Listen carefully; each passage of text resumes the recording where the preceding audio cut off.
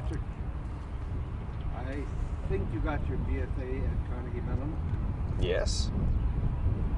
Bachelor of Fine Arts, right? Bachelor of Fine Arts in drama, which makes me dramatic.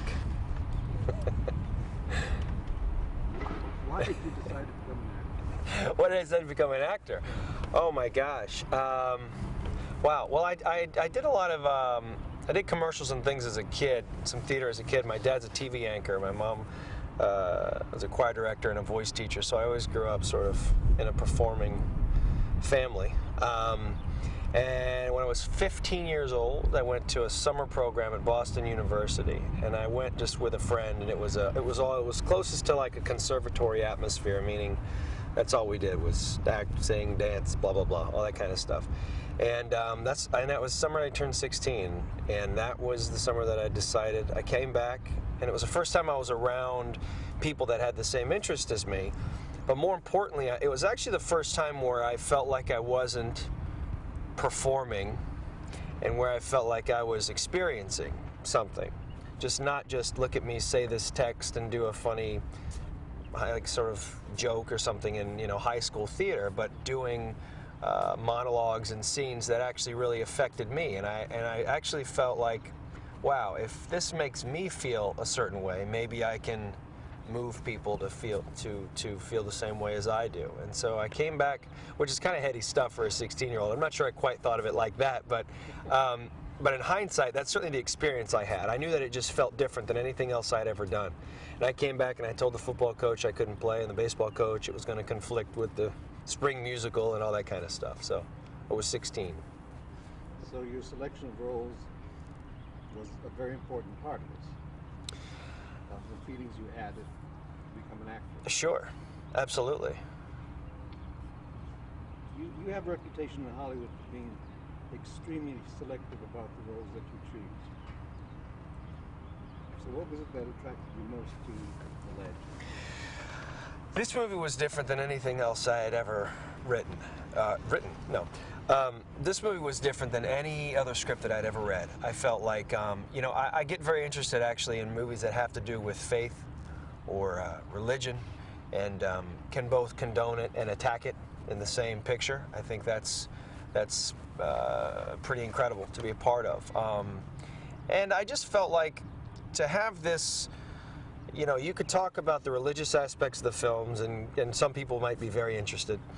And others would be like, that doesn't sound like a movie I'd want to see at all. But then when it's the backdrop of a thriller, I don't think I've ever seen a thriller told like this. And for me, I just felt like this is a completely original script, and a chance to do something really different. So I jumped on it.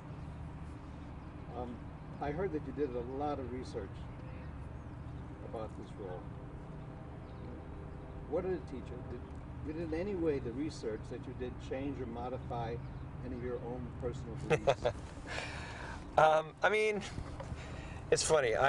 In trying to figure out where this guy was coming from, and I always try to take my however distorted the character can become, he's always got to come from a place of reality. And for Joe, which is the guy that I play, I felt like, what was the reason that he became born again? Okay, so we have to go from that perspective, and then what specific religion does he practice? And we had talked about a few different denominations within the Christian faith, but I got really interested in when I grew up Episcopalian, and I could recite the Nicene Creed and every other Apostles' Creed and blah blah blah. I could recite that off the top of my head for years and years and years, and it's nice to come back to it as an adult and be able to have a perspective on really what that means, and understanding that someone wrote that, and maybe trying to figure out where that guy was coming from. And it gets very deep, and I've been fascinated by going back and reading the Bible, and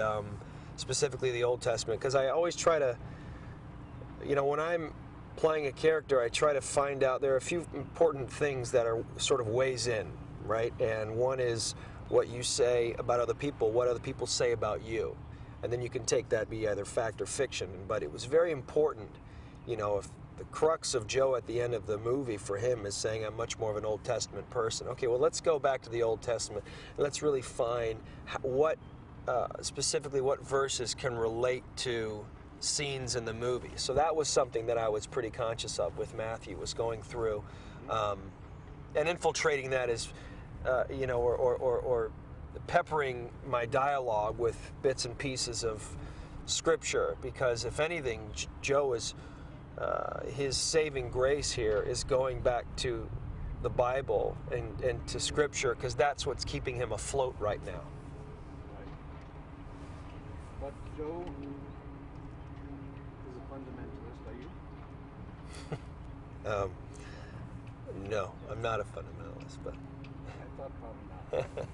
So, what is it, or was it playing this role that you found most difficult to come to terms with? I mean, what did you have to find in yourself to make you a part of Joe, or Joe a part of you?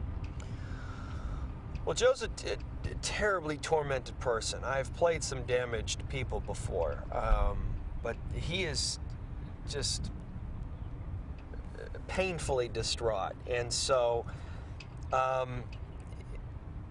But when the basis of his argument, or a lot of his argument, comes from specific verses in the Bible, it actually becomes not necessarily easier to play, but it gives you something really to latch on to. You know, the hardest characters to play are the ones that are wavering, that are very sort of fluid, and like gelatinous. You know what I mean? It's much more fun, and not easier, but it's a better journey to take a guy that does not see a lot of gray in the world. That's actually much more exciting to play, because you can really go one direction and not, well, I kind of think, those are actually, and sometimes much more harder roles to play. It's not that this is a cakewalk, but it becomes infinitely more exciting to me when somebody is black and white, because I'm not. I mean, who is, really?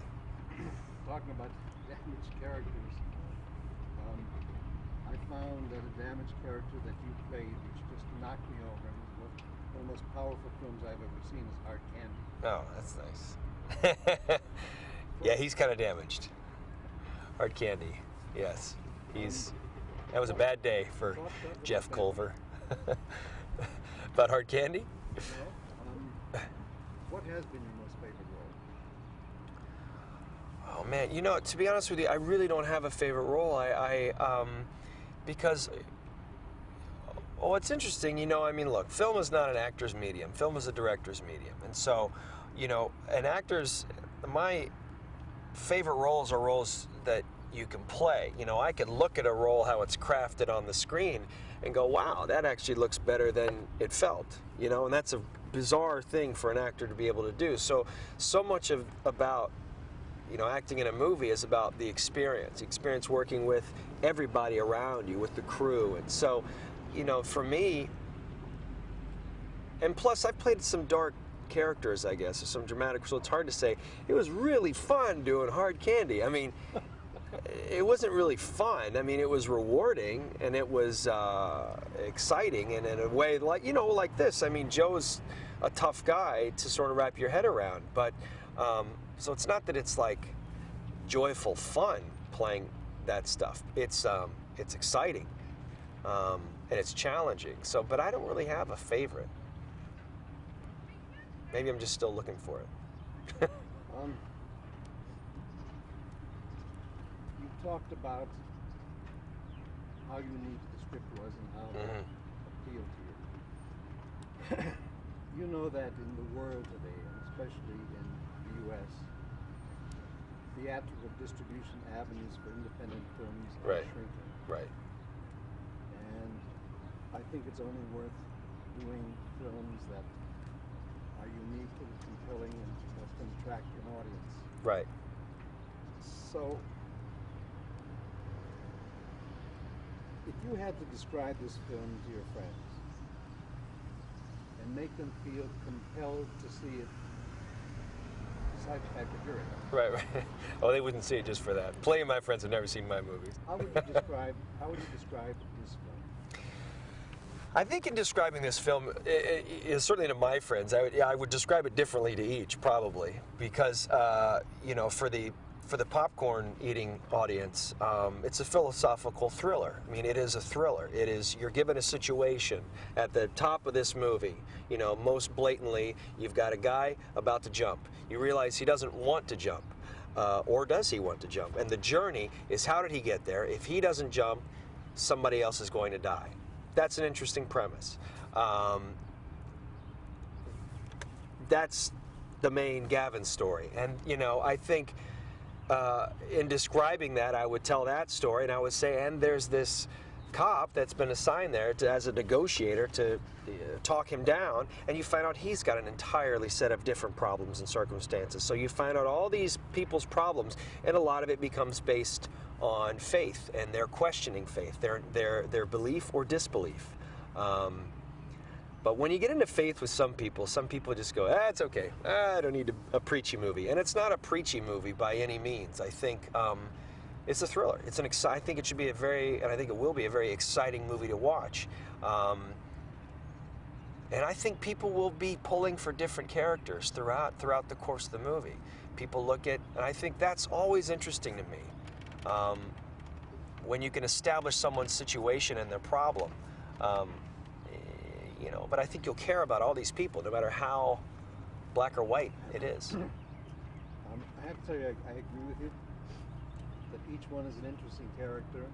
I think the character Joe is perhaps the most difficult because he is such a staunch believer, and at the same time you understand his jealousy towards not losing that which is most important to him, right? His wife. And I must say that your performance has given a depth to the character that is not easily seen in the script. You are playing him in a way that makes him as sympathetic as any of the other characters in the movie. And I think that can be a part of the greatness of this film. So thank you. I thank you for that performance. Let me ask a couple other questions. Well, first of all, you've been working with Liv Tyler and Charlie Hunnam. Tell me how you feel about working with them. I've known Liv for a while. We were going to do a movie together years ago, and it never got done. And so we were both attached to it, and we haven't seen each other since. And it's been like probably 5 years. And so we have kids now, and we didn't at the time. And so it's seeing her was a very refreshing. I mean, she's so wonderful and available as an actor. You always want, you know, acting, the core of it, acting is listening. So I want a scene partner who's open, who's just there. You always use these terms like, are they open? Are they available? Like, you know, that's the best compliment I think an actor can have. Like, yeah, are you kidding me? We were able to just play off each other, and it gave the scene some chemistry. I mean, she and I had that at the get-go, which is super important. One, because we're playing husband and wife, and two, because you have very little preparation. So it's nice to be able to come into a movie and you're like, hi, nice to meet you, I'm your husband, but to have a shared sensibility, that was very helpful, and she's unbelievable. Charlie, I didn't know. I didn't know at all. I've never met Charlie, and what's really great about him is he's got a real fire and a real dedication to Gavin that makes a great opponent. That's fun.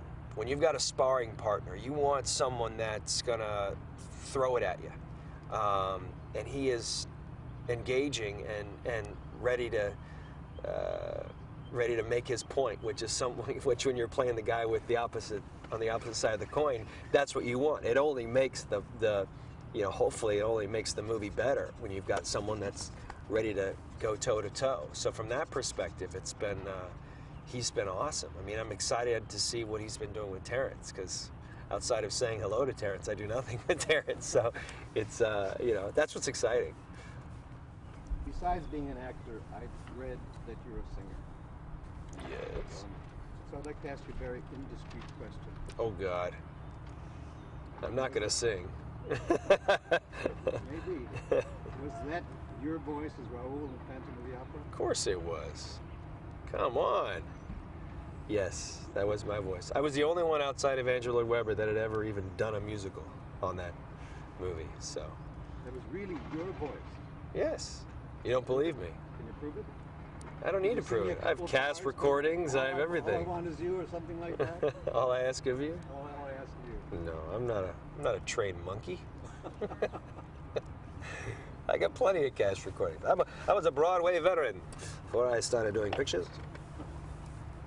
You were absolutely great in that. You had a myriad of roles. I think one of the things that you can be most proud of and that Hollywood thinks about you is that you can play almost any kind of a role as long as it has some importance and depth, because everything I've seen of yours has had importance. Oh, You're thanks. one of the most versatile actors. And Thank you. I'm delighted that you were in this film. Even Thank if you. sing. Yeah, I'm not going to sing. Sorry. I'm being taken, if I get read, I'm being taken back to sitting in front of my mother's piano. There are guests crowded around. She starts playing. Come on, Patrick, stand up and sing. And then I start singing, and then I cry. No, I didn't cry. But no. Anything else you want to say? Oh, man. I don't know. You know, it's funny. When I think about this movie, and I think about when you do a movie like this, and I mean, I've never done a movie like this, but when you are doing a very dramatic movie, potentially with a lot of scenes that are going to be very tough for the actors, what's been exciting is to watch the crew come together and to watch how Matthew works with Bobby, our DP, and to watch how that relationship has transpired. Because what's been really exciting about this movie, and I can certainly only speak for me, but you know, I guess some of the other actors too, is every department has come ready to play. And I think it probably took a few days to figure out, this is, you know, for the crew that hadn't seen the script, like, this is a heavy movie, guys. This is a different kind of movie than just slamming it out in a few weeks. I mean, and that takes a lot of dedication from all the departments. And it's been really, really, really great to have that support from everybody around, and watching Matthew work with us and work with Bobby, and to see everything come together. You feel like you're making a different kind of movie, and that's a real treat. When you get a great script, you hope that the process of making it is going to be as rewarding as that first time you read it and close it went, oh my God, I got to play this role. Because sometimes you can do that and then get there and go, what is happening? This is not what I envisioned. And that hasn't been the case in this movie. It's been a really, really rewarding experience. I think that's the fear of any producer, director, writer, actor, is that you get a script that reads really well. Right. And then for some reason it doesn't quite come together because Right. the director doesn't quite know Right. what to say to the actors to make Right. the performances happen. Right. And I agree with you. What I've been seeing in this case is that Matthew is making something even bigger out of this than what I consider one of the most brilliant scripts that I've read in years. Oh, good. Yeah. I'm so glad to hear you feel the same. Yes, absolutely. It's been a pleasure talking to you. You too. No more talk of darkness. No, I'm not gonna say. That's all you get.